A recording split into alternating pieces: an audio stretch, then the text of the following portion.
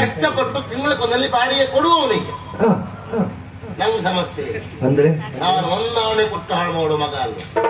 ಬಾಡಿಗೆ ಕೊಡುದಿಲ್ಲ ಇಲ್ಲಪ್ಪ. ಹಾಗಾದ್ರೆ ನನಗೆ ಬಾಡಿಗೆ ಕೊಟ್ಟ ಯಜಮಾನೂ ಹಾಗೆ ಅವನಿಗೆ ಮೇಲ್ಮನೆ ಸರಿ ಇಲ್ಲ ಸ್ವಾಮಿ. ಜಿಪುಣ ಗ್ರೇಸರ ಹಣ ಅಂದ್ರೆ ಜೀವ ಬಿಡ್ತಾ ಬಾಯಿಗೆ ನೀರು ಹಾಕುದಿಲ್ಲ ಅವನ ಖರ್ಚಲ್ಲಿ.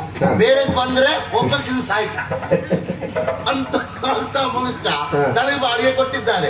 ಅವ ತಿಂಗಳ ಕೊನೆಯಲ್ಲಿ ಬಾಡಿಗೆ ಕೇಳಲಿಕ್ಕೆ ಬರುವುದು ನನ್ನ ಹತ್ರ. ಅವನು ಬಂದಾಗ ನಾನೊಂದು ಕತೆ ಹೇಳು. ನನ್ನ ಕತೆ ಕೇಳಿದ್ನ ಅವನು ಸಿಕ್ಕಿ ಬಿದ್ದಿದ್ಲೇ ಲೆಕ್ಕ. ಆಗ ತಲೆ ಹಾಳ್ಬಿಟ್ಟು ಹೋಗ್ತಿರ್ತ ಬಾಡಿಗೆ ಮನೆ ಹೋಗಿ ಮನೆಗೆ ಹೋದ್ರೆ ನೆನಪಾಗ್ತದೆ ಅವನಿಗೆ. ಮತ್ತೆ ತಿರುಗಿ ಬರ್ತ ಬಾಡಿಗೆ ಕೇಳಲಿಕ್ಕೆ ತಿರುಗಿ ಬರುವಾಗ ನಾವು ಅಲ್ಲಿಲ್ಲ. ಹೀಗೆ ಮಾಡಿ ಕೆಲವು ತಿಂಗಳಾಯ್ತು ಬಾಡಿಗೆ ಕುಡಿದಾರಿದ್ದೇನೆ. ಏನು ಸಮಸ್ಯೆ ಇಲ್ಲ. ಏನೇ ಇರಲಿ ಇವತ್ತು ನಿಮ್ಮ ಮುಖ ನೋಡಿ ಹೊರಟಿದ್ದೇನೆ. ಬ್ರಹ್ಮ ಪ್ರಸಾದ ಸಿಕ್ಕಿದ್ರೆ ಅನುಕೂಲ, ನಿಮ್ಮ ಚೀಲ ಕೈ ಕೊಡ್ತೇನೆ.